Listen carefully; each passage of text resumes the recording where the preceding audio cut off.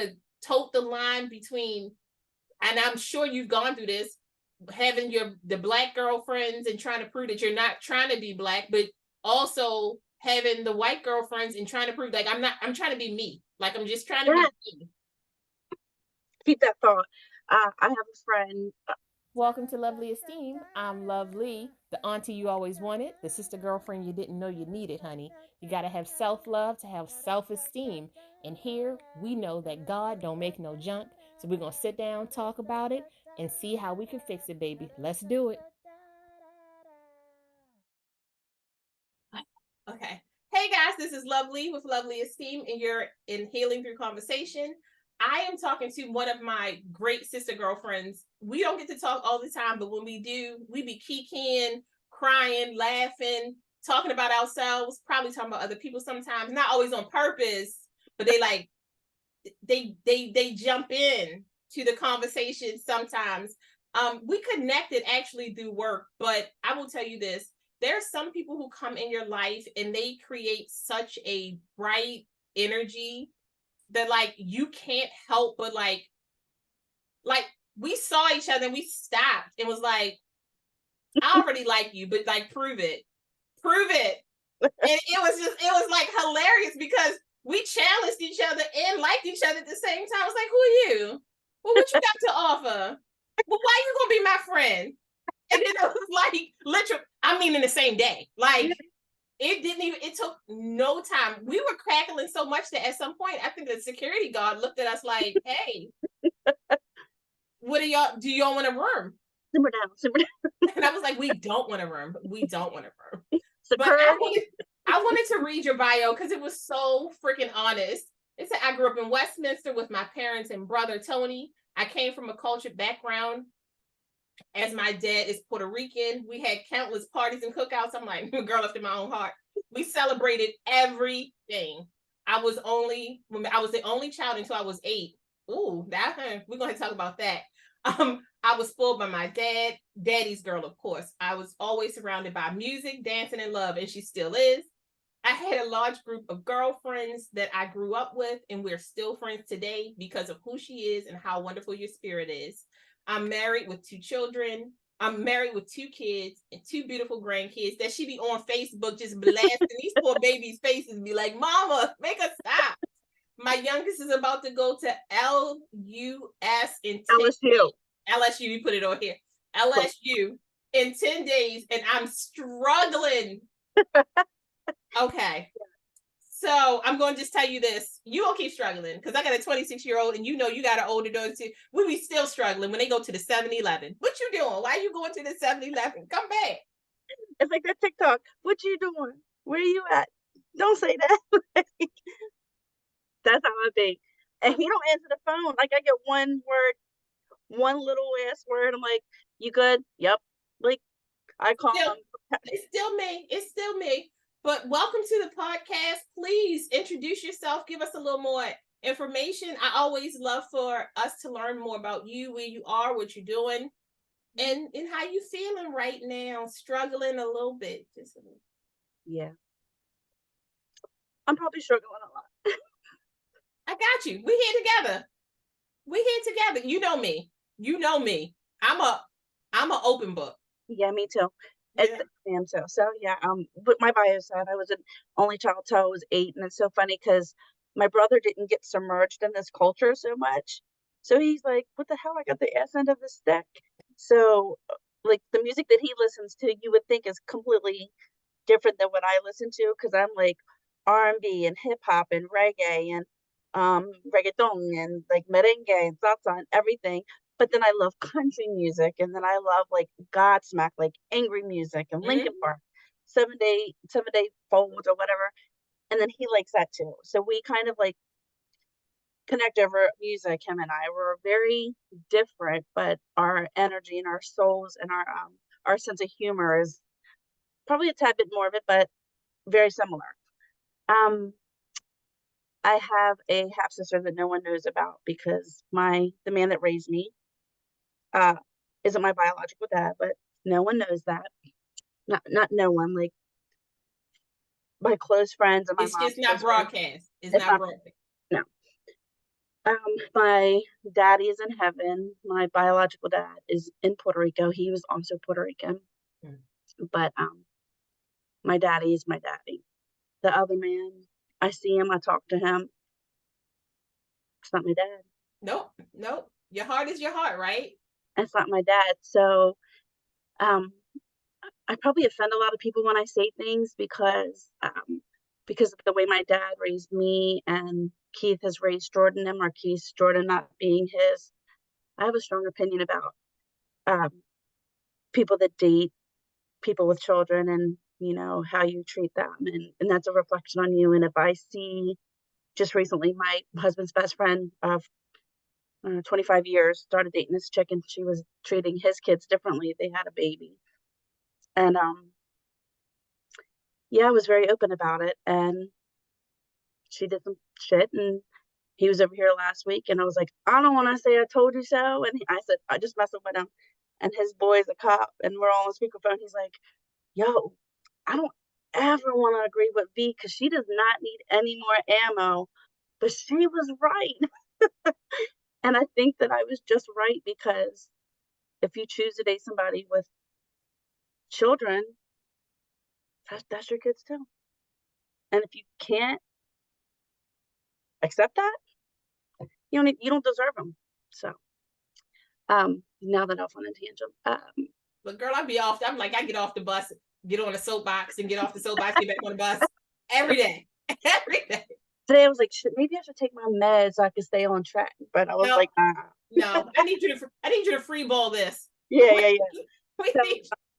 So I've been in the medicine world for 17 years. I've kind of done a little bit of everything. My husband and my friends tell me I'm a pretend doctor. I know a little bit about a lot and a lot about a little bit.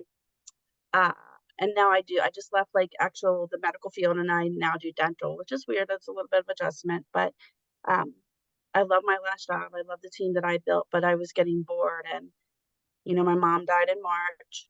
Marquise is leaving in 8 days now, 9 days. So it was time for me to do something where my mind can work a little bit more. I need to be a little bit more challenged and a little bit more busy. So that's kind of where I'm at right now. And then in the midst of all of this, my last couple of months, my best friend died 2 weeks ago. She was 44 years old. Yeah. I didn't know that. I did not know that. Yeah. We grew up together. We our parents were friends. I was trying to find the picture, but there's a picture of her sitting in a carrying thing and me sitting down looking at her. So we've really been friends all of our lives. And yeah, I think I've mourned her more since she died than I did my mom. But I feel like with my mom, I had those 6 months to really spend time with her and mourn her, and, pray with her and just be with her. And with Tiff, it just kind of happened so fast. So that's been a struggle in the last couple of weeks. Yeah. No. And how are you handling grief? Because if anybody knows me, they understand that I'm really big on grieving everything. Yeah. It's just how I've learned to process as I've gotten older. I didn't realize how much grief helps you grow and how much grief brings positivity to your life. Because once you're able to accept that something has happened, even in the depths of our sadness, if you can accept, and I always say acceptance doesn't mean that you agree with it. It just means that you understand that it happened, and that in order for me to be better and feel better and quote unquote move on, which none of us do, there's some things that happen in our lives where we're never going to move past that because it meant so much to us, but it gives us a space where we're now free to add a new thing in. We can laugh on a Tuesday when we weren't able to laugh for the last Tuesdays. We can take a shower this morning when we haven't been able to shower. We can love on the people who are around us when we haven't been able to do that. And, I saw how you when you were grieving your mom, you went through a lot of the grieving challenges online. You asked for help. You asked for people to pray for you. You even celebrated her until the end. And I'm telling you, I sent you a text message that said, I'm proud of the daughter that you are.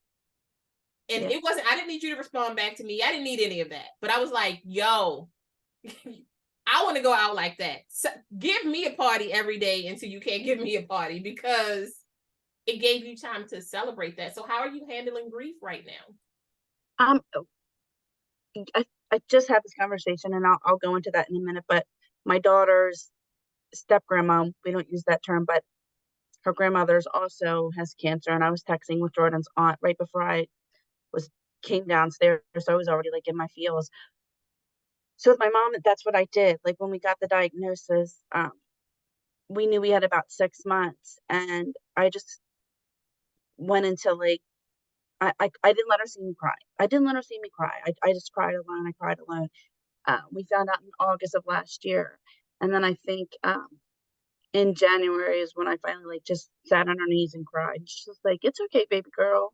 I feel great. Like when my mom was sick for so long, and I'm like, how you feeling? She's like, I feel great. And I'm like FaceTiming her, and her cheeks are completely flushed. She can hardly keep her eyes open, but she told me every day, I feel great. I feel great. I feel great. And I know she didn't feel great, but she knew that I would drop everything, and she didn't want me to lose my job. She didn't want me to lose my house, like all of these things. So we decided in November to celebrate her while she was here. And my friends cooked um, a restaurant. And I want to say it's Bellissimo's. I think it's Bellissimo's. That's terrible. They're in Westminster. They started delivering to my mom.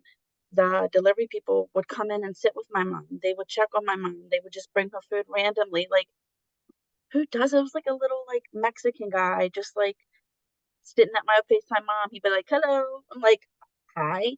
And it was the delivery guy. And when my mom died, like, he was beside himself. And like the owners, like, they did all of these things for us. And when we had her celebration of life while she was alive, um, they delivered food for us. They tried to set it up. They did so much.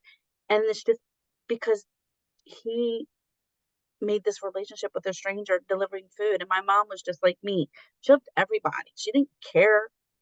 She just didn't care. And when they say ignorance is bliss, my mom was poorly educated, like quit school in 8th grade to help take care of her family. Um, had nothing. She never had anything.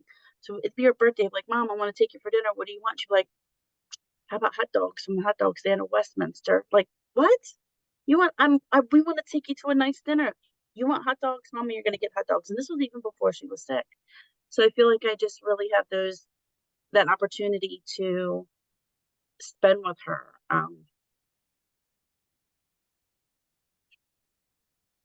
I love it. Feel your feelings. Feel your feelings, because one, it's mom. And, sometimes I feel like we always tell people, it's going to be okay. I'm like, it's okay when it's not okay. Like, Right. it's okay to not be okay. Right. And You know? she wouldn't want me to grieve her. She was just that person. And so when she died, we knew when we decided to get a hospital bed, and this is just what I was telling Tracy. When we decided to put her in a hospital bed because it wasn't safe for her anymore not to have one, I knew because of my background, it wasn't going to be long. So then I struggled with like a part of guilt, because let's be real. This is real. Like, when you make that decision and they're gone, the guilt eats you up, because one part of you is relieved. You're relieved that your life can go back to normal, and that I don't have to sleep on her couch, and that I could cook dinner for my Keith and Marquise, and that I didn't have to worry. I didn't have to worry anymore at night. And that's a really hard thing to admit. Really hard. But then I also knew, her being who she wasn't a miserable person. So she wouldn't want us to like grieve. So when she died, I have a sister cousin. We joke about it. No relation, but they've been friends with my mom forever. And she's a little bit younger than my brother and I. And collectively, that's my sister. In my mom's obituary, we put that she was my sister. And as a joke, we put that her mom was my mom's partner. And she was so pissed off because when my dad and my mom split up, that's what he kept saying. Like, Bunny, what did you fucking like a girl now? You couldn't your hair short? Only girls that like girls keep their hair short. Like, in And my dad's old school head, when you wore short hair, as you were a lesbian. That's so, it. The end. That was the precursor. That was it. So we laughed about it, but she didn't want us to spend a lot of money. She's like, well, I have a little bit of a life insurance policy. Get me something cheap. She's like, just keep it cheap. So we all we're meeting with the guy and at Fletcher's, and they were amazing. And we walk in the room, and as soon as we turn the corner, we see this beautiful rose pink coffin, and we all looked at each other, and it was like $3,800 more than all of the other caskets. So I'm like, we're all looking at each other. I was like, dude, she's gonna kill us. She's gonna haunt us. But we all knew. We didn't even have to say anything. We just looked at each other, and it was me, Sabrina, my brother, Tony, and Keith, my husband. And then Jordan came later, and I was like, what coffin do you think we got? He's just like, duh, that one, right? So we put her out in style, and I know she's so pissed off right now at us because we spent so much money on a casket. Like, the casket was probably more than her services were. Like, that's how bad it was. But it had roses and it was pink, and she loved pink. So that's what we did. And then my dad died 5 years ago, and his birthday's this Tuesday. So I feel like these next couple of days are just going to be weird. But I didn't have that time with my dad.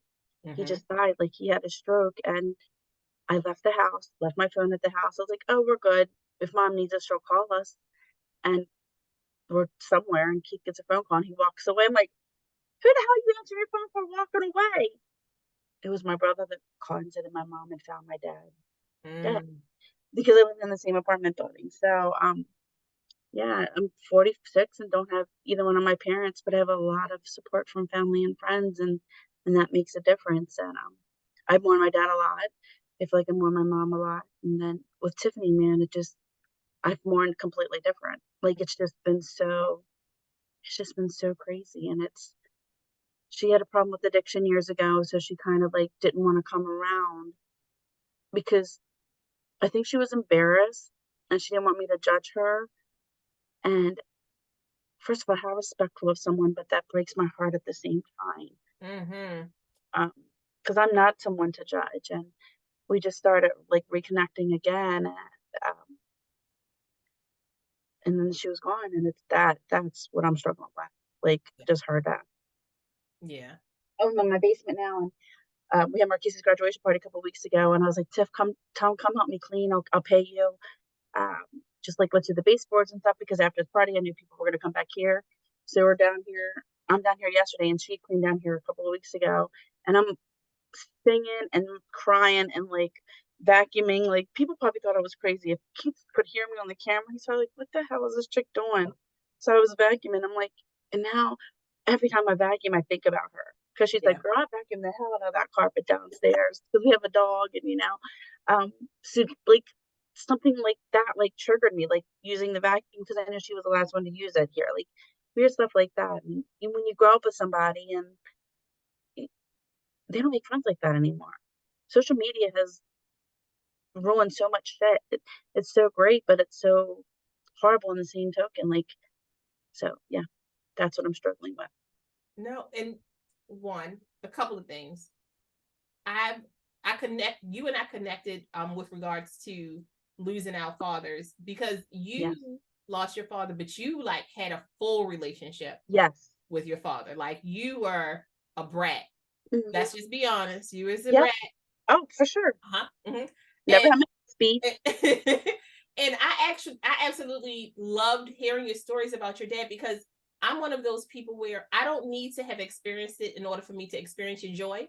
I love the fact that you loved your dad. It just was joyful when I heard you talk about your dad. I'm like, she don't even know me, but she giving me the business. I'm like, this is so sweet. Yes. Just because I think that sometimes in my community, even though I swear you're in my community all day, every day. All right. Cause you as a Black Puerto Rican woman. But it's one of those things where the community loses the father figures in their lives so much. To meet somebody who not only has a positive father figure in their life, you had somebody in your life who participated in your life. Like sometimes you meet people who have a dad and the dad really doesn't do girl stuff. And you were like, no, when I call him, hello, he is all up in my mix. He's all up in my mix. And I was like, I just love how much, but I love how much you celebrate all of you. You celebrate your husband, you celebrate your daughter, you celebrate your grandbabies. Like you said, I don't know how we became friends or how we were friends as long because of you. You celebrate people, you make them feel good about themselves. And I hope that you get the same love back. But I feel like you do because you mirror you're really great with mirroring the energy that's around you. Like if people are being negative around you, I've seen you. I've seen you when somebody is giving you the blues. You give it back so well. So it is 2023. This is just a funny story because you said that. I don't know what it is with Westminster, man, in Carroll County, but these patients are a whole another level of ugly and entitled. And I don't even want to bring race into it, but let's just be real. They're all white. Every patient in my last office that gave me the blues was white. I'm talking, disrespectful, cursing, carrying on. So I had a patient last year and something happened and we were late or something. I don't know. So he starts cussing at my front staff, but I'm like, oh no, you got the wrong office manager because I will lose my job before I allow you to talk to anybody in my office like that. So he was like, y'all are incompetent, X, Y, and Z. And I had his wife's paper in my hand. And I was like, sir, we have two options. And this is exactly what I said. My whole office will back you up. I said, I am 44 years old. He's like, what's that have to do with anything? I said, let me speak. I said, my father has never spoken to my mother that way. My husband has never talked to me that way. And I have a son. And if he ever parted his lips to speak to a woman the way that you just spoke to me and my staff, he wouldn't have to worry about that girl's dad. He would have to worry about me. He's like, you're being unprofessional. I said, no, sir, I am not. I said, I can clearly see that you are, accustomed to treating women this way in your life. It's been approved of. That doesn't happen here. He's like, you can't talk to me that way. I said, I absolutely can. I said, sir, I will lose my job today before I allow you to belittle my staff. We have two choices.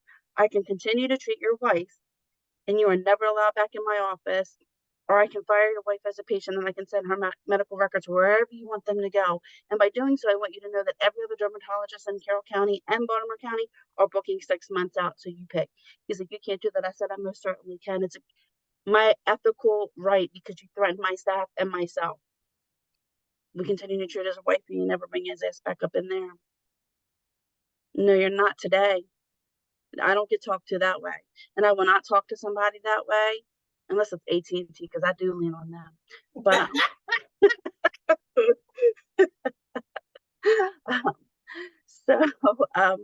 yeah, I am an empath, so I kind of absorb people's energy, positive and negative or indifferent. I definitely do that. And again, that's a blessing and a curse, right? Because people are negative sometimes, but you also got to understand why they're negative.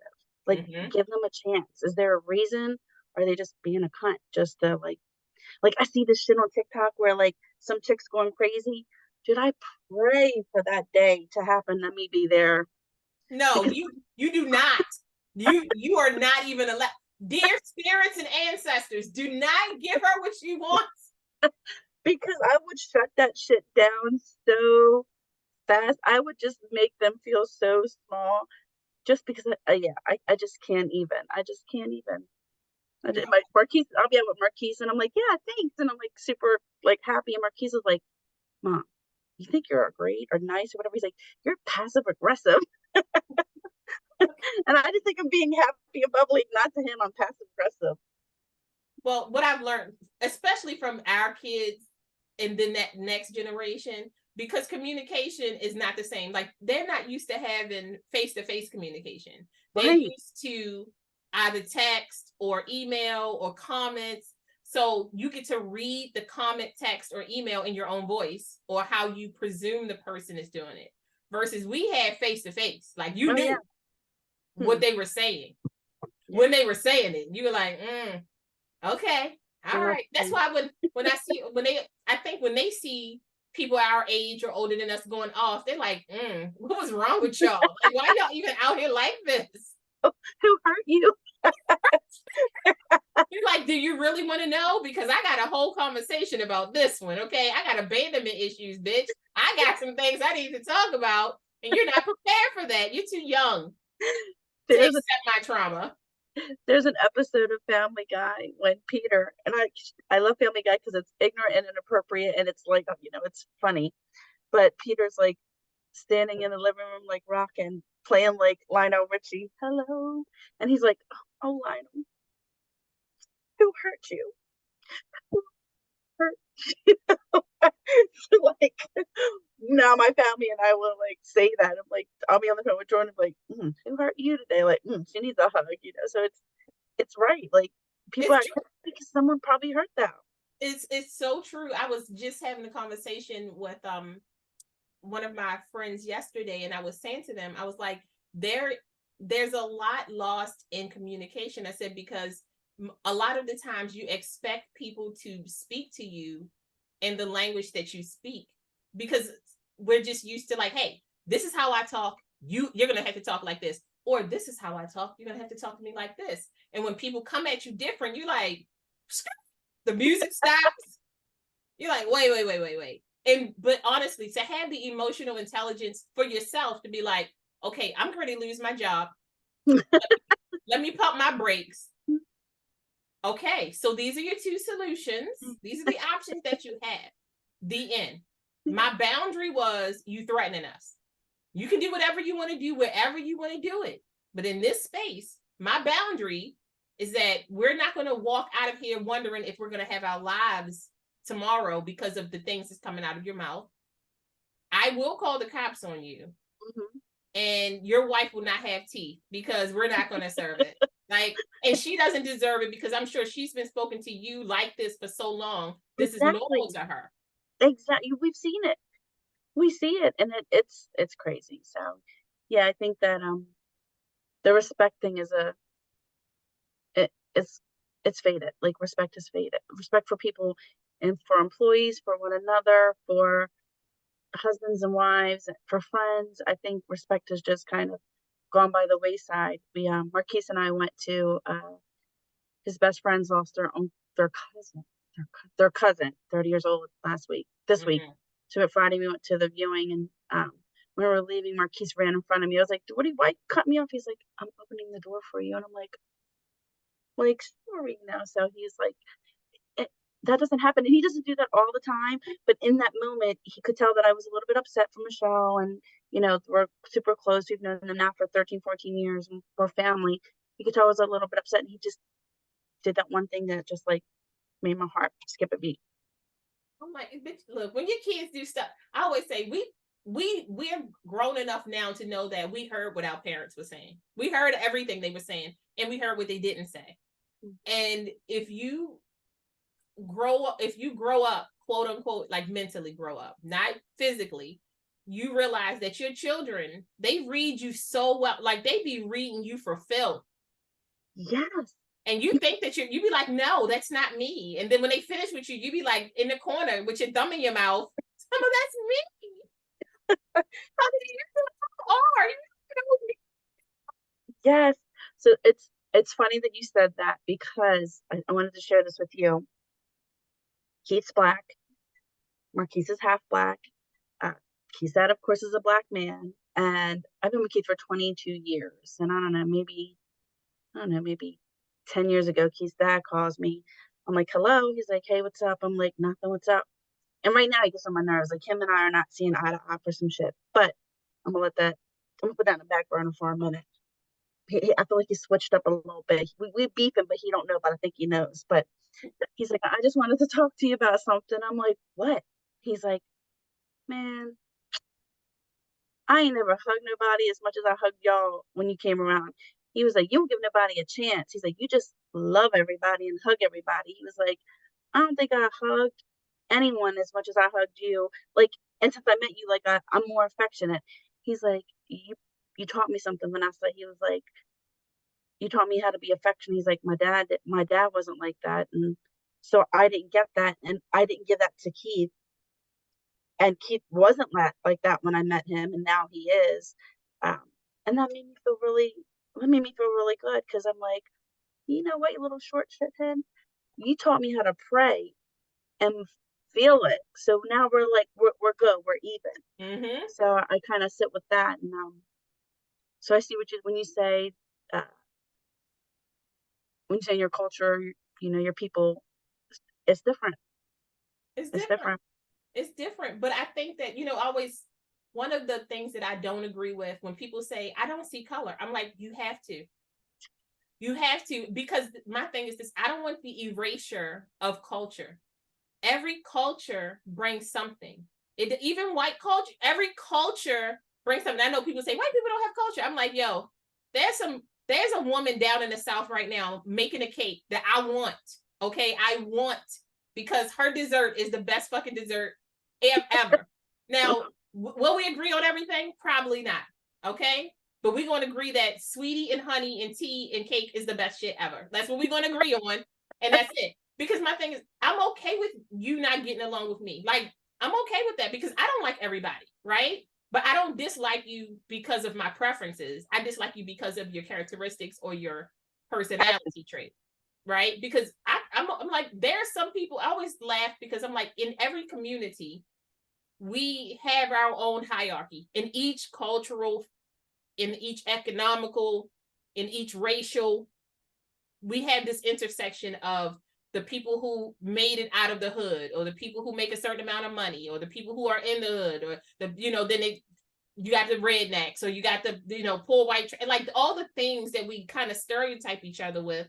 But I'm like, at the end of the day, we're all doing the same thing to each other. Like, we're all doing the same thing to each other. We're tearing each other down to look like we're better than we are, when all of us have been broken at some point. All of us have been depressed at some point. All of us have been sad at some point. All of us have asked God why when we know we shouldn't be asking God why. All of us have laughed at some shit that was inappropriate. Like, all of us have done these things, but we always try to look at like the differences that we have, and not that they should not be pointed out. But when you say everybody's the same, we're not the same. Because what Vanessa brings to the party is different than what Lisa brings to the party, is different what Stephanie brings to the party. That's why we're friends, because we know that, when such and such comes, they're going to bring this particular food, and we can't wait for that particular food. Or when such and such brings that drink from their culture, it's going to be this thing. But we get stuck in this whole, like, I'm like, yo, what are we complaining about here? Okay, because when I woke up this morning, my Spanx didn't fit because I ate too much. All right, my fat is rolling out of these Spanx. And I know that right now some rich woman is rolling out of her Spanx too. So and we probably know some rich woman whose husband's mistress is wearing her Spanx. hell up, girl, don't get in it. Don't get in it. That's what I say. I'm like, look, you keep yes, your money spends different. We can't lie about that. Your money does spend different. But does it? Like, what are you buying? You're buying the same thing I'm buying. We're all buying stuff from China. Yeah, for sure. We're all trying to figure out where our money is going. No one knows. Nobody knows. Figure it out. Let me know. If you figure it out, we're gonna do a big ass podcast, like on television. I can promise you, I don't know, because I stopped looking. Okay, because I was like, did they say gas was $4.55? Where are we at? I'm not going anywhere. Like, I'm staying right here. right here. Speaking of that, because it kind of falls in line, I always get the question, not so much anymore, but all my life I got, when did you start liking black guys? How does your family feel?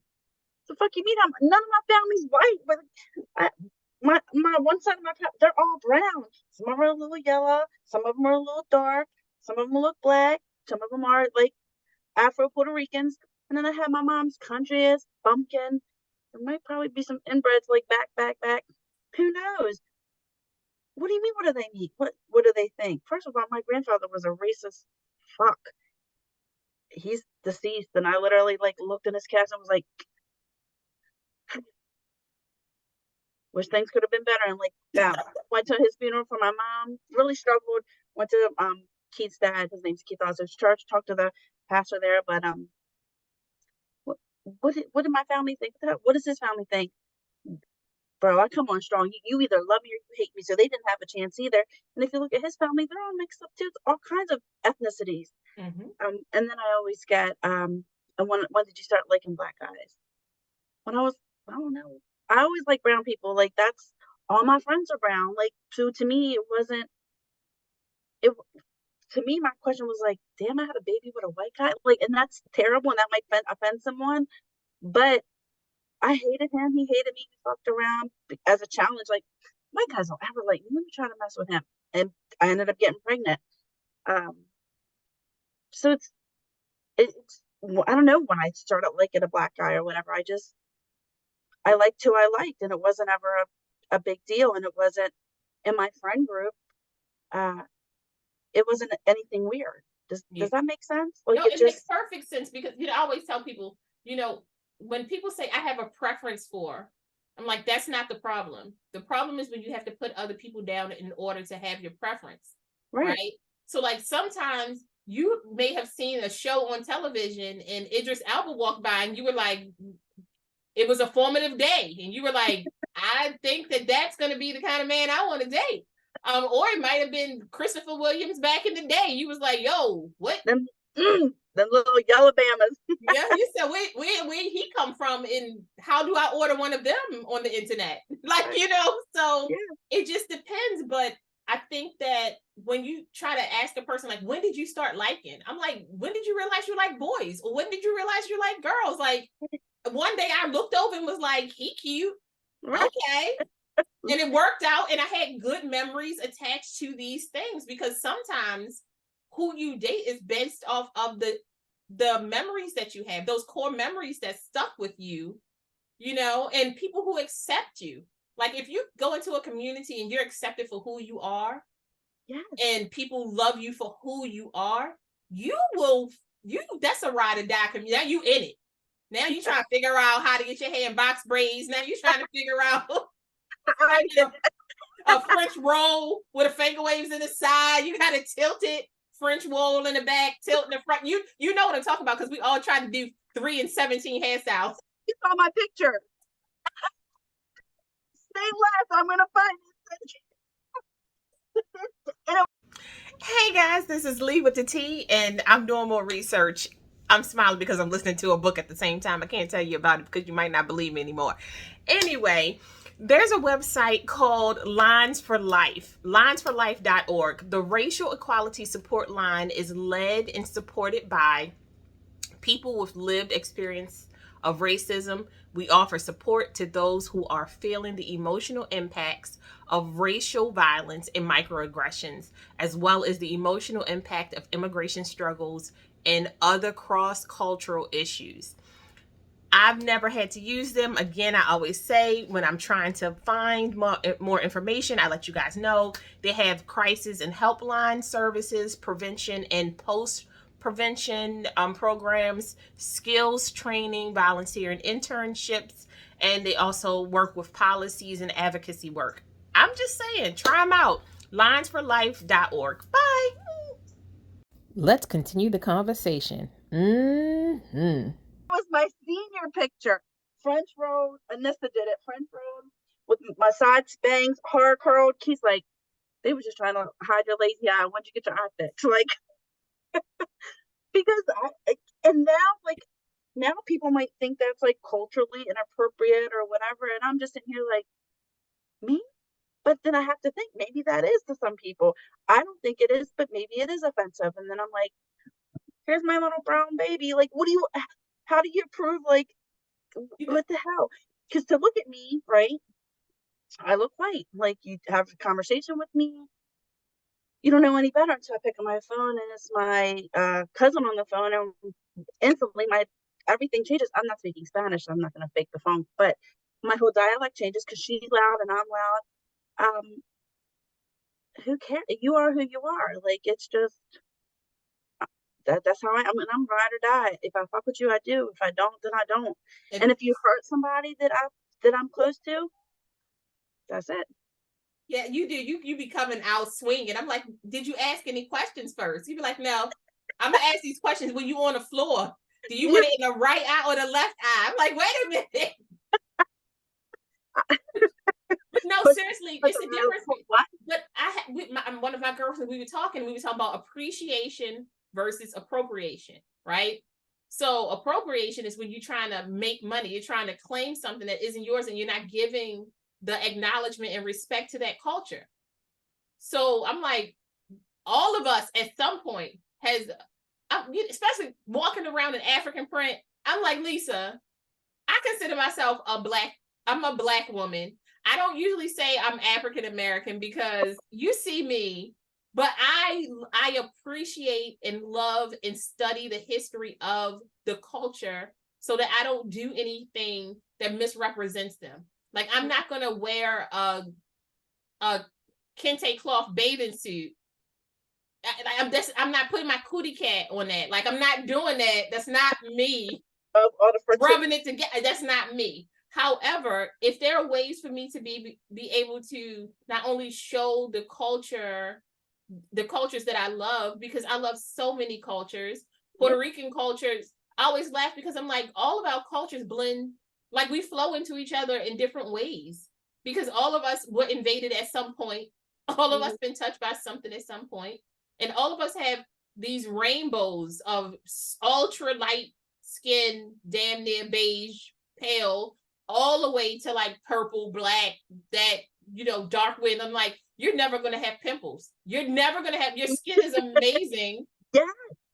Why do you get the good skin? But then again, they had to go through so much, colorism because they were that dark, and learning how to tote the line between, and I'm sure you've gone through this, having the black girlfriends and trying to prove that you're not trying to be black, but also having the white girlfriends and trying to prove like I'm trying to be me. Like, I'm just trying to be me. Keep that thought. I have a friend, all my friends are black growing up. They were either black, just black and white, Puerto Rican, or Puerto Rican and white. Like, that's what my friend group was. And recently I commented on somebody's post, and her mom came for me like, you are a white girl wannabe, da da da da da. And now, mind you, she's known me my whole life. She was friends with my parents, everything. And I'm dying, like, we're geeking. So the next weekend I see her sister. They're older than me. They're 50s, 60s. Sheila is like, girl, what was she talking about? I was like, oh no, she's your sister. She's like, well, you let her have it in the nicest way. She's like, I was so proud of you. She's like, they call me Bonnie Bonnie because that's what my mom's name was, Bonnie. She's like, Bonnie, I love you. And she gave me a hug. And I was like, I think she was just going through some shit. This was a year ago, maybe 2 years ago now. Tiffany's funeral. I'm sitting there, and her daughter is actually, this is going to sound like Jerry Springer, her daughter is actually my granddaughter's aunt. Okay. Okay. So she comes in and she hugs me, and her mom comes and she's like, Nessie, I'm so sorry. I was like, girl, it is fine. I gave her a hug. She's like, I'm so sorry. I felt so stupid. I was like, your son had just died. I was the easiest target for you. And she looked at me. She's like, you're not mad? I'm like, girl, we laughed at that shit. It is fine. And she hugged me and she kissed me. She's like, I'm so sorry. She's like, I know that you're not a yo girl. That was the term back in the day, right? Yo girl. She's like, and you don't try to act like you just are part of this culture. And like, but she recognized, and so did I. But I also knew that her son just died. Like, he's, I don't know if you saw it on the news. He was the kid that they found out on 140 a couple years ago, and it's still kind of like not like some weird shit behind the scenes. But we laughed and let it go. And like, even her sister is like, what the hell? Like, she's been you your whole life. I'm like, she's just going through some shit. It is what it is. But I've never, because they know me, right? They've never said that I was like culturally inappropriate or like tried to do things. What I tell you, a couple months ago, I went and got like a wig installed. I texted. I said, I'm laying in bed. I was like, I have a whole. First of all, I love black women. If I wasn't married to Keith, I would marry a black woman. That's just how I roll. I said, I have a whole another level of respect for black women because it is hot, it is tight, it itches. I just want to yank that shit off. And it's crazy. And it's because hair makes us feel beautiful, right? Like, Mm-hmm. I struggle. Like, I have androgenetic alopecia, so I have very thin hair, and I'm probably gonna have to wear wigs in for the foreseeable future all the time. And I'm like, it is hard. Like, I have a girlfriend who struggles with hair growth, and she's, doesn't have much hair. And I got this wig just because I wanted something different, and I'm like, I have a whole new level of respect. Like, it's crazy. It's crazy. I always say, I'm like, I understand that in my life, I have the privilege to decide if I want to wear wigs or not, but the one thing I never, like, a couple years ago, people were like, I just, being a woman is so hard. Yes, but I would not be a woman, and I would not I would absolutely stay a Black woman. I was like, the versatility that I'm allowed in my life, and I know we're fighting for it, and we're still working towards the Crown Act. I don't even understand why you get to tell me what grows out my head. I didn't do that. Like, when they was bumping and grinding, nobody said we're gonna bust a nut and give her straight hair. That's not how it works. Oh, it makes me crazy. But I'm like, the amount of versatility that I have in my pocket. I mean, you know me. If you came to visit me on Monday and then you came back the following Monday, don't look for the same color and or khaki, straight braids. You don't know what you're gonna get. I was like, listen, once a week I change the wig so that all week you get to see the same person, but next week I get to decide something different because it's a Tuesday, bitch. Like, this is what we're doing. And I realized that's the gift that a lot of us are given. And I also realized that that's a gift that a lot of Black women give others who decide that they want to be a part of the community, because once you're a part of the Black community, once we say, oh, you in, you got carte blanche to do whatever you need to do, as long as it's not disrespectful. Right. And if it's disrespectful, expect somebody to call your ass out. And then they expect you to call them out. They're like, hey, what? Oh, you gonna tell me I'm wrong? I'm wrong, aren't I? I'm wrong. And the women who say they wrong, and they love you forever. They're like, come on, bitch, we gonna go eat. You and me, we together. And you know that. I mean, you and I, we used to go to lunch, and we would go sit down and talk. I'm like, my husband would be like, who is this lady? That's what she said. Where did she come from? Your husband is like, who is Lisa? The same thing. Lisa, he's like, bitch, no the fuck I don't. He never called me a bitch, but that's what he's saying. Like, bitch, no the fuck I don't. You think I do because she said her name 112 times, but I don't know her. She don't know me. Like, what the hell? I don't understand how you don't know. I love her. Okay, she's my friend. Exactly. Golly. Oh my gosh. I'm like, I'm laughing because I'm like, yo, we did not answer not one of these questions, but we absolutely, you know what? That's a lie. We did ask some of these questions, but I do have one, because your spirituality is super deep. Like, you don't ever claim to be like this ultra religious person. That's not the person that you walk around with, but you are very spiritual. You feel people's energy. You pay attention to the things around you. So I did a sermon today. Look, you do what you got. You do what you got to do. Okay, do what you got. My preacher just was like, I love you anyway, because I don't go to church. Like, I literally go to church when I need to do children's sermon. and I'm like, who in the hell? But you know what? They know I cuss and smoke weed, right? And they're okay with me getting up here talking to these kids. Well, half the Congress is trying to, the congregation trying to get their cataract together. So yes. And then you're just like, well, let's go. well. Because one thing, look, if you say accept me as I am, I'm not saying I should be coming up there with booty shorts on. I do understand that there's things that I got to get myself together with. But if me coming as I am, there are some things about me that may make you uncomfortable, vice versa. And you accept me, I accept you, we good. Yeah, you start tearing me down, I'm out. Yep. So how do you seek inspiration? What are some of the things that inspire you and help you feel better about you overall? I know it's a cliche, but my inspiration truly is, aside from my kids, is Keith. And I know that's a cliche, and it is when I'm struggling, like, and we've been through some shit. We've been through some shit. What we say, anything over 18 months. Good. Yeah. Yeah. He inspires me. Like, he makes me want to be a better person. He makes me want to just do good. Like, he just makes me that person. And we're not perfect. We still have issues. Back in February, we had some issues, and I was like, fuck, we might not make this shit, because we both had this similar insecurities about Marquise leaving, because your life is your kids, especially when you have a super active kid that's involved in sports and academics, and we had to come to grips with Jesus, and he just inspires me. He pushes me to want more and to do better, um and he's also the person to be like, you're doing too much, like, you can, like, when Tiffany died, I'm just going to give you an example. When Tiffany died, it was I had a long week, super emotional.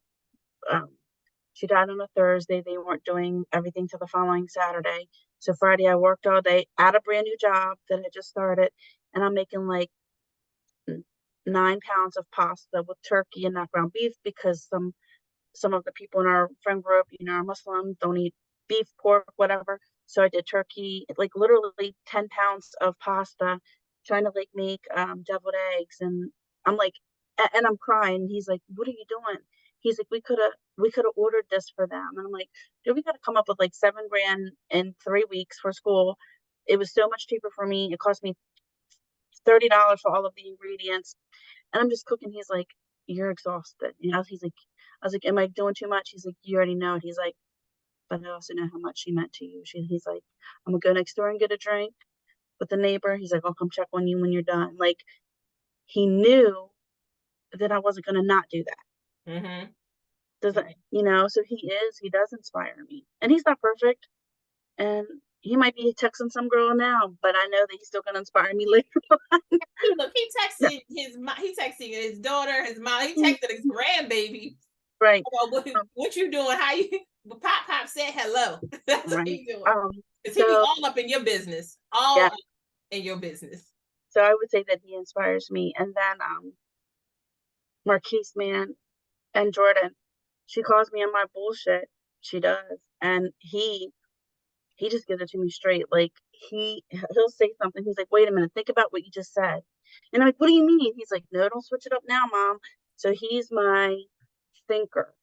Jordan's my knee-jerk reaction. Like, no time to pause and think. She's just gonna be like, well, first of all, your husband's ugly, not to me, but to somebody else. Like, and I sent him a tit pit. Like, all this, just go in on somebody. And Marquise is gonna be like, you're a narcissistic person because you said X, Y. Like, he's my thinker. So I think that collectively they inspire me. But it probably starts with Keith. And I know a lot of people aren't going to believe that. Like, I put my husband first in my marriage. It's God, and then my husband, and then my kids. And look, it took me a long time to learn how to put my husband first, because I promise you that I was going to be the best single mother you ever had in your life, because that's what I knew. Like, I always tell people would be like, well, how come? I'm like, we've been together for forever. And yes, he is number one. He's the number one man in my life. But he was not number one in my life, because I grew up where you had to protect your children first, always. And it took a long time for me to realize that, like, he always used to say, but I was here first. And I'm like, yeah, but you don't need protection. And then, as you get older, you're like, oh shit, he's a black man in this world trying to protect me. Boom. Drop the mic. And I'm like, ooh, okay. All right. Okay. So I have to learn how to turn this around. And it took a long time, and it really affected our marriage, because he needed somebody in his corner, and I did not know how to be in his corner. I knew how to fight for him. Like, as an individual, I got you all day, every day. But if one of them kids call me for a sippy cup, I'm going to drop this and go take care of these kids.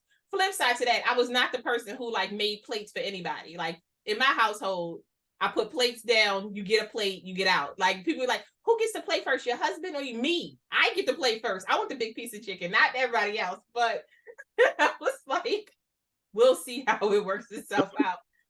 But I love that one, you love your husband, because it's nothing wrong with that. I know nowadays we hear all these people talk about marriage and how crazy it is, and it can be, because don't get me wrong, there have been days where we probably should not have been married just because of the shit that came out of our mouth. Like, yo, you can't love somebody and say that out your mouth. Yes, you're right. You know, but we do. But we Or do. you did that thing that you shouldn't have did. Like, You know, you're flawed. You're a flawed human being. That's why your faith needs to be strong. That's why you guys need to really have, I always say, we didn't learn this, but now we can teach our children, like, know who you are. Take the time to learn about who you are on the inside. And call me as your parent on my bullshit. Like, hey, mom, I didn't like when you used to blah, blah, blah. It really hurt my feelings. Because now I get a chance, hopefully, I'm mature enough to be like, I apologize for what I did to you.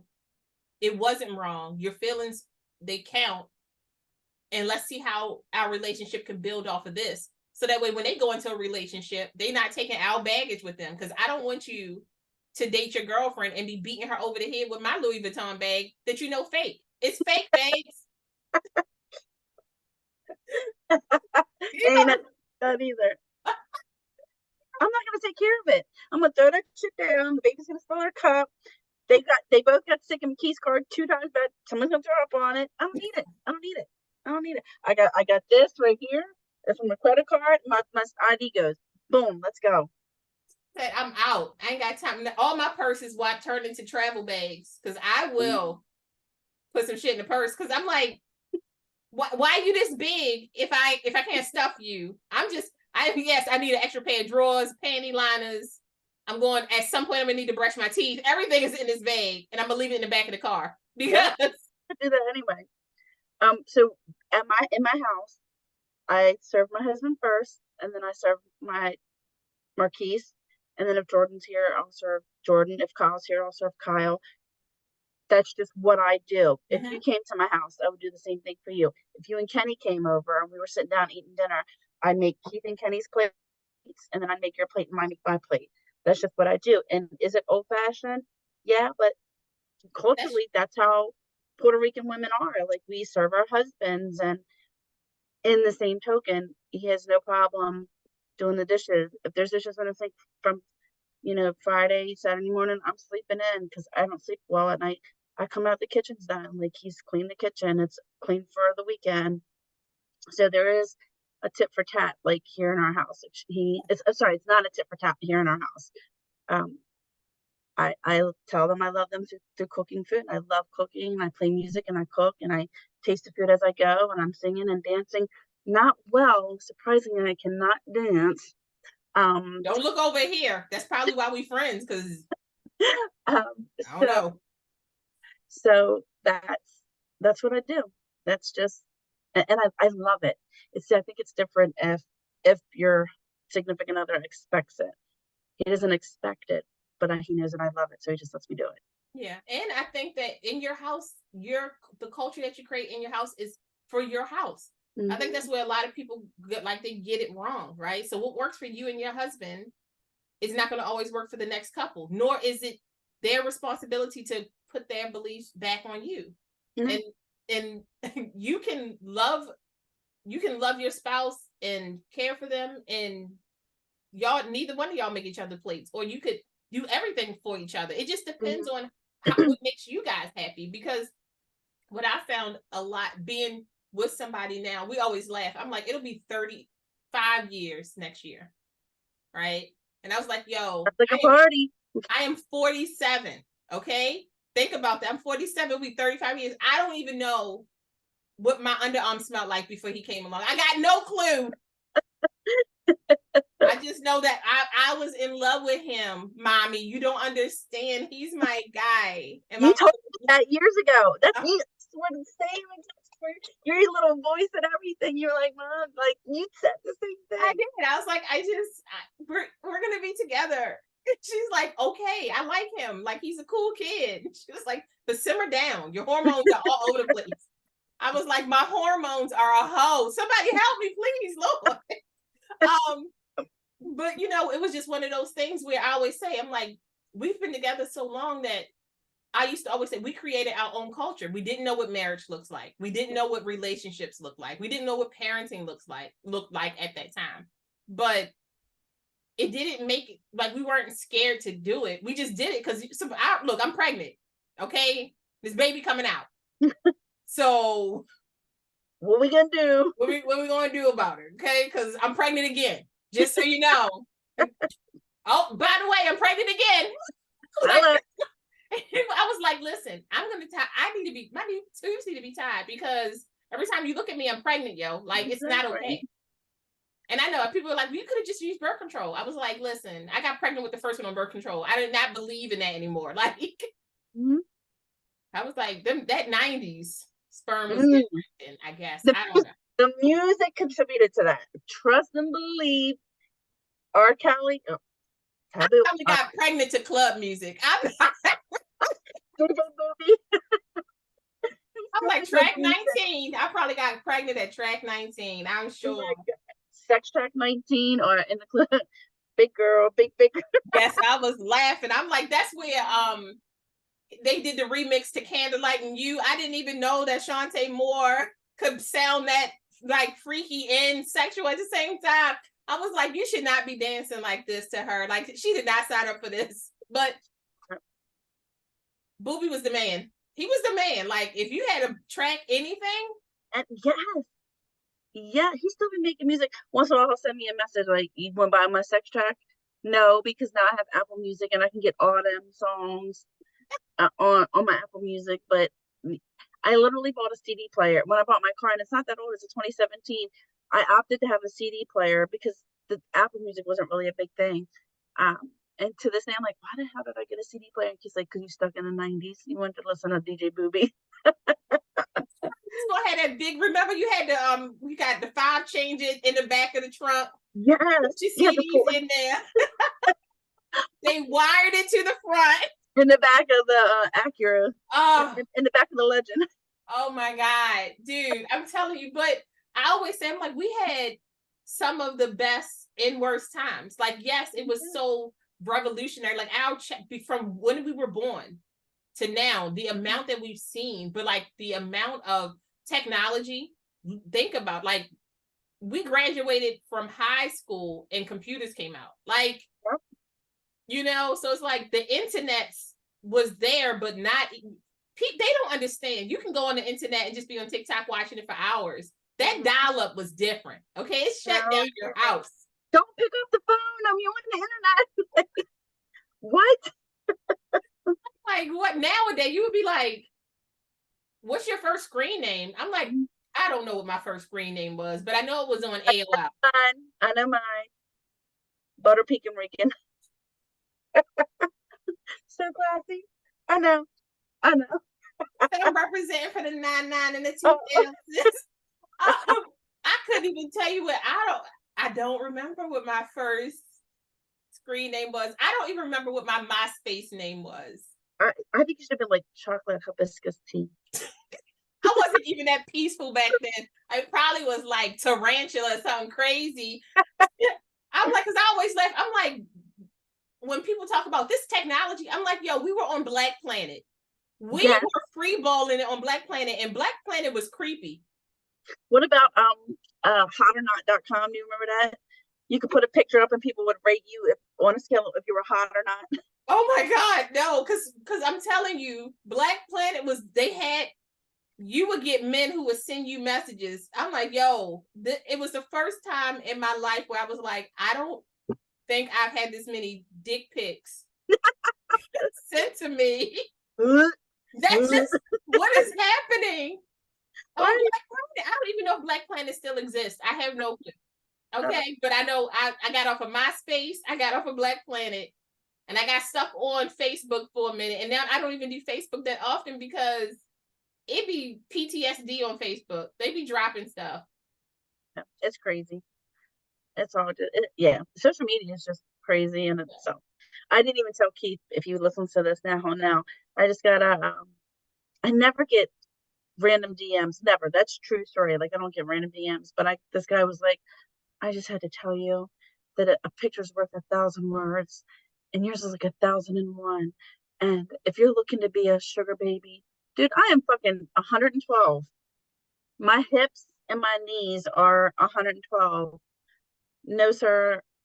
Just because my face looks 46, I have Botox the fuck out of my forehead. So no, I do not want to be a sugar baby. And he's like, I will pay you 600 euros. I had to say, hey Siri, how much is 600 euros in American dollars? No, I'm not interested. Like, I didn't respond, but that's what I wanted to say.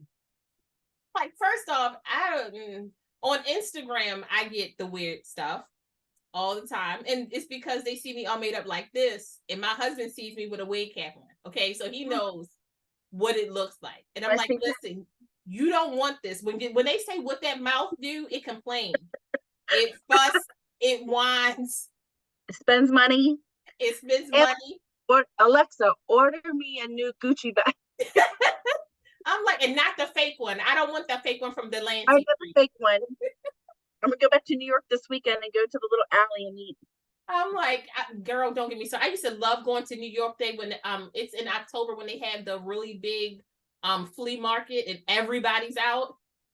I'm like, you can eat food, buy a bag, probably get a tattoo. It's all kinds of stuff happening. And then we just get back on the train and come back to Baltimore. I'm like, I don't know what just happened, but I lost $400. Like I just spent $400. But I got a knockoff bag and a mom tag. Got a best mom ever, but it hurts. It probably is not even the right letters on here. I'm gonna call you and be like, please, can you tell your doctor to help me? I'm like, girl, I work with teeth, but he do something that's with a T on here. It's shaped like a tooth. Please fix it. You know what? I'm gonna be like, just put some Aquaphor on it. I'm like, oh gosh. Look, before we go, I just want to say one. I hope you know how much you're appreciated in this world. I hope you understand that. It's so funny. I always think, I'm like, it's not a lot of people that I get to stay connected with through work because, our line of business, it moves so fast and the turnover is so crazy. But there's some people that I'm like, I can't let them go. Like they have to be a part of my life. And we don't get to see each other that often, but you and I both send text messages like every 6 months that say something so damn crazy. He was like, girl, I was thinking about you because I saw this wig. I know you did. Because, I will wear a wig in a heartbeat, or you'll send me a scene to a movie and be like, this was you. And I'm like, you're such a genuine person and your honesty and your heart, you wear it on your sleeve, but like, it's not worn on your sleeve to degrade people or to knock people down. It's really to lift everybody up. And if there's anything that you feel like you've missed or you're missing now from like the losses that you have, just know that they are in you. And yet your mother probably is mad at you because she probably like, I love pink, but yo, really? Really? I was trying to show them I was a thug, and now you making me look like a princess out here. Oh, let me tell you this real quick because you will love this. Oh my God, I gotta tell you this because this was the best, and I recorded it, so I'll send it to you too.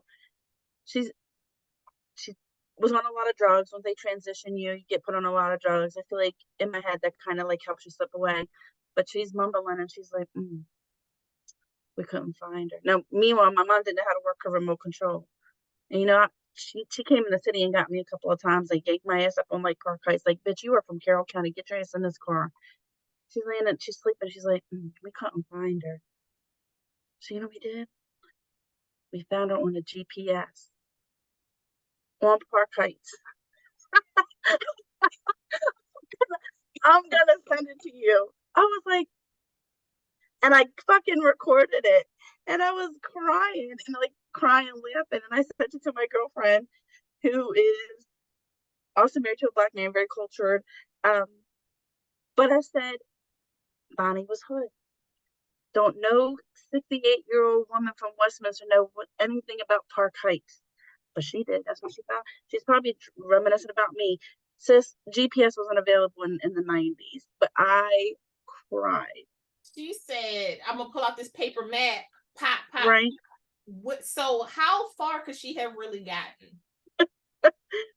She probably had one of those, remember they used to, when you used to buy used cars, they would put the tracker on the bottom of your car. Yes. Or if you bought it like buy here, pay here, like the Yeah. Yes. Low Yep. jack. Low jack. Low jack. Yes, she probably was tracking your ass for years. She was paying money. She probably should have. I should probably be tracked now. Shit.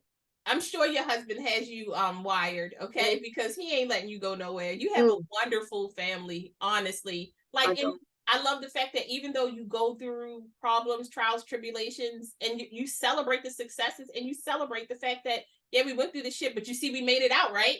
Like, Yep. you see, but did you die though? Right. But did you die?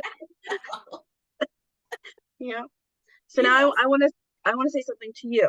I'm listening. I am so proud of you for doing this. I love that you are one of the realest people that I know.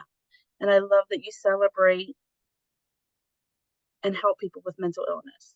And when I say celebrate that, you celebrate it because when somebody's able to talk about it, that's a fucking win, man. And not everyone can have that energy and that spirit to be able to put something like this together. So just as you do just as much you say I do for everyone, you do that for me. And when I talk about you, like, I light the fuck up. I light up. When we're off camera, I'm gonna say something else to you, but we gotta be off camera. But not everyone has that. Not everyone has that spark, and not everyone has the ability to understand that that was a need. You recognized the need, and you got with your cousin, and you decided to develop this. That's a really badass thing. And I just love your honestness and your realness. I saw your video of you putting on your eyelashes, and I said to Keith, I was like, she gotta show me how to do that because them shits are expensive. Like, so today he's like, aren't you going to her house? I was like, it's Zoom. I didn't read the email. No, seriously. But I'm going to do a Zoom. I'm trying to do a Zoom for all of us. Like, I'll add you to the Zoom so I can show how to do these things, because I was like, I could spend $7 or I could spend $18 and be able to do my eyelashes for the month, or I could spend $150. But I was like, wait a minute. Math ain't mathing. So I was like, listen, and the reason why I started doing my eyelashes, if I do my nails and everything now, is because I put myself on a financial diet. I was like, my last one is in college. It's like we have to pay like $6,000 out of pocket. I'm like, if I'm spending $400 a month to get my toes, my nails, my eyebrows, oh, wait a minute, pause. Mm-hmm.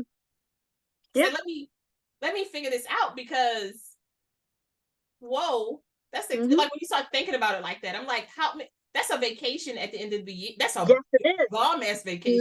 Hell yeah. And yeah. I'm like, and you ready to send your baby? Well, one, you do know you're gonna be traveling a lot, right? Because expensive as hell. It's expensive. We're driving down and we're gonna fly back, but yeah, we're gonna go in October, and then we won't see him till Christmas, because LSU is down in Louisiana. They get off 2 days for Thanksgiving and 3 for Mardi Gras. Like, they know shit goes down in Nolans. So they shut the whole ass university down. There's like emergency services, and that's it. Professors, they out drinking and smoking weed, eating the weed lollipops, I'm sure. So they give you Monday to set up, Tuesday to go, and Wednesday to recuperate. So somebody's like, he's not coming home for Thanksgiving. I'm like, hell no, because he gets 2 days. But for Mardi Gras, he's going to be out there partying. He said to me, he's like, what do I need? I was like, beads, baby, I'll buy you some beads. You're about to see more titties than you've ever seen in your life. You're about to celebrate a different kind of life. You're about to understand more stuff than you need to. I need to bring you protection is what I need to do. We need to talk. Listen to me. I need to make sure that you understand. I don't want no kids. I don't want your kids yet. Okay. I need you to get all the way from college, all the way into your career. Yes. She pretty. I know she pretty. I know she's the bestest thing you ever seen in your life. I know she did some shit to you that you did not know could happen, but it can happen again later. Like, Lord, but no, I thank you so much for that. I've learned how to embrace and take compliments, and we don't always do that well. We just don't. But I know that God gave me some words, and I just keep building on the words he gave me. And I love our friendship, and I just appreciate that so much. And we definitely gonna learn how to do eyelashes in Zoom, because it saved me some dollars, girl. And you were doing it like it was good too. Like it was like, yeah. I think they got me to buy like the magnetic ones, and I had one real good, and the other one was up here like this. That's the same thing that happened with me. I kept blinking, they would get further up. I was like, they kept falling off. I was like, hey, listen, Linda, listen. I don't have it in me. Yep. To pull this off. But I'm ready whenever you are. Thank you. Definitely will. Mwah. Love you, girl. All right, honey. See ya. All right. Wait, let me make sure. Thank you so much for joining us. We hope you found some healing, connection, and joy. Until next time, bye, loves.